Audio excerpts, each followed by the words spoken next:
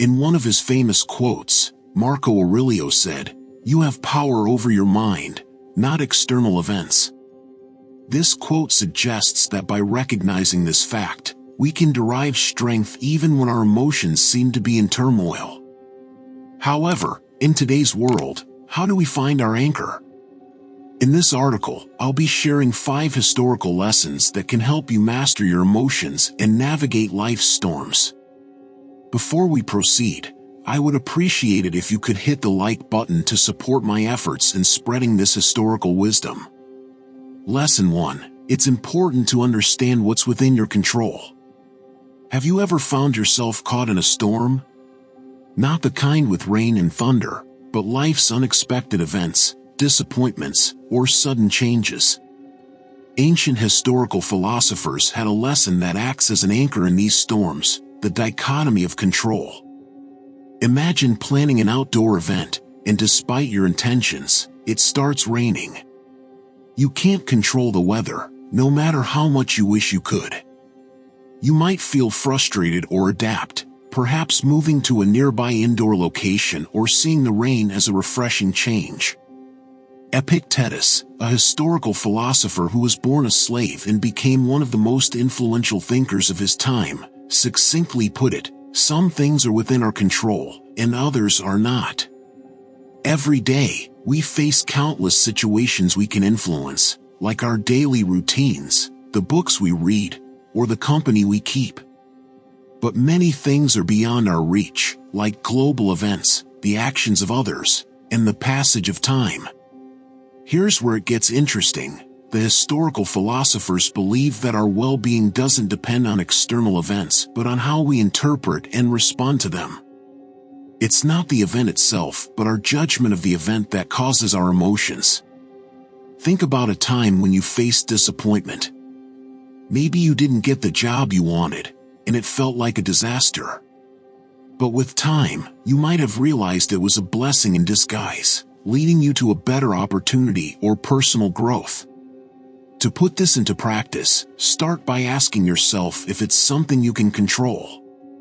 If the answer is yes, take action. If it's not, it's an opportunity for acceptance and adaptability. By truly understanding and internalizing this principle, we can free ourselves from unnecessary anguish and navigate life with a sense of calm, knowing that while we can't control the winds, we can adjust our sails.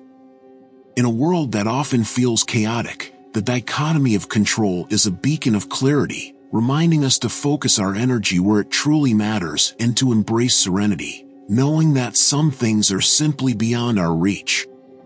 Lesson 2. In today's fast-paced digital world, where quick responses are often celebrated, it's easy to forget the importance of reflection. Taking time to pause and contemplate can be our salvation when faced with decisions, both big and small. Consider the various choices we make daily, from selecting a meal to deciding on a career path. It's not just the magnitude of these decisions that matters, but also how we approach them. Let's imagine a common scenario: receiving a message that upset us. It could be a colleague criticizing our work or a friend making a casual comment that triggers strong emotions. Our instinctive reaction may be defensiveness or anger. However, amid that emotional whirlwind, we should take a step back.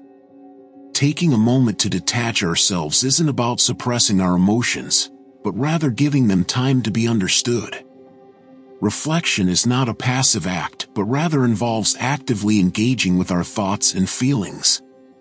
It's about asking ourselves deep questions such as why the comment affected us so deeply and what past experiences or beliefs may be influencing our current emotions.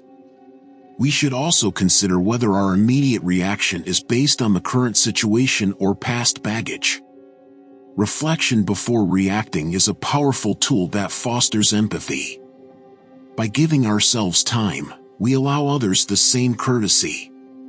Perhaps the colleague who criticized our work had a stressful day, or the friend who commented didn't realize the weight of their words. In these moments of reflection, we can find clarity, compassion, and connection.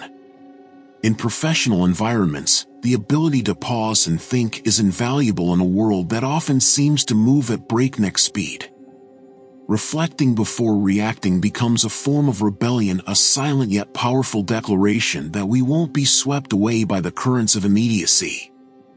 This practice is more than just a tool, it's a philosophy and a way of life that values depth over superficiality, understanding over impulsiveness, and meaningful connections over mere interactions.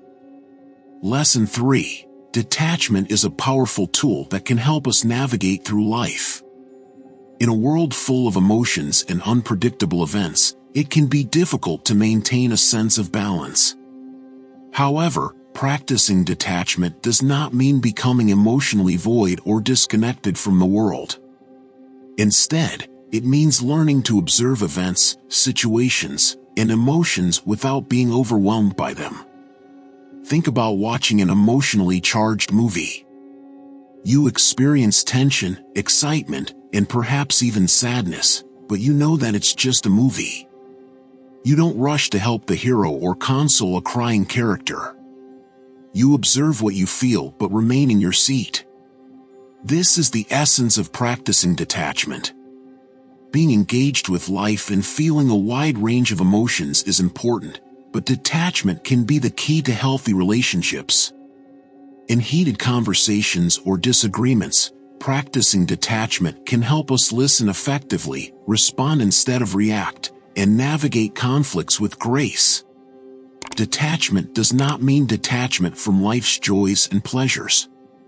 By not excessively clinging to outcomes, we can immerse ourselves in the journey, savoring each moment without the constant fear of loss or change. By living this practice, we not only enrich our own lives but also bring a sense of calm and clarity to those around us. Lesson 4. Life is full of situations that challenge us, from minor annoyances to major issues. Often, in the heat of the moment, we can get caught up in our emotions and lose perspective. However, asking ourselves a powerful question can help us gain clarity. Will this matter in 4 or 5 years? This question helps us look at the present moment from a future perspective and realize that many of the things we worry about today will be forgotten in the future. To illustrate this point, think back to your challenges and concerns from 5 years ago.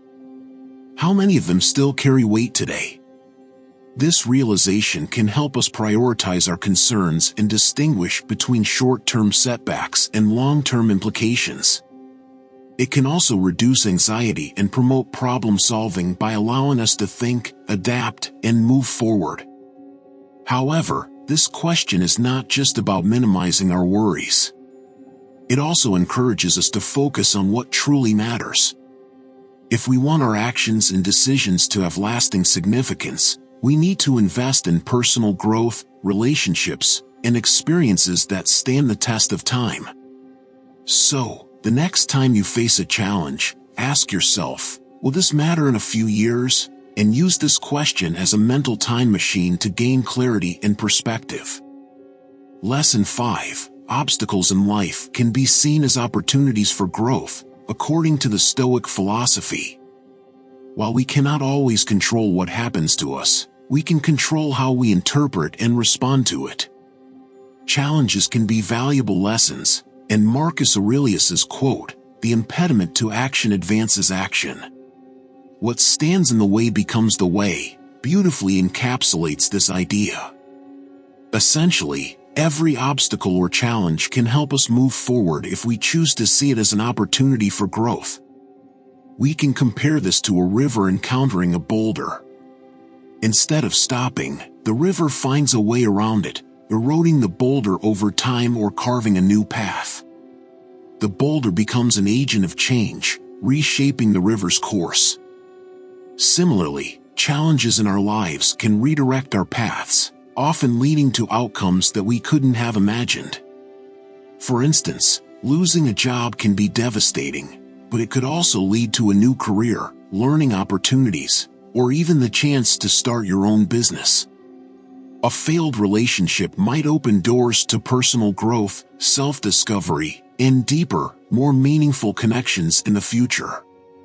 This historical perspective fosters resilience, as we become more adaptable and willing to face adversity head-on. Instead of asking, "Why is this happening to me?" we start asking, "What can I learn from this, and how can this experience shape me for the better?" Of course, we should not actively seek out challenges or dismiss genuine difficulties. It's about recognizing that within every challenge is a seed of opportunity. By nurturing that seed with a positive perspective, patience, and perseverance, we can transform obstacles into springboards for growth, wisdom, and fulfillment. In conclusion, we can apply this ancient philosophy to our modern lives by seeing obstacles as opportunities for growth, learning, and personal development. So, how do you plan to use these historical lessons to shape your tomorrow? Share your thoughts in the comments below, and don't forget to subscribe to Stoic today and hit that like button. Remember, stay curious, stay grounded, and never stop seeking wisdom.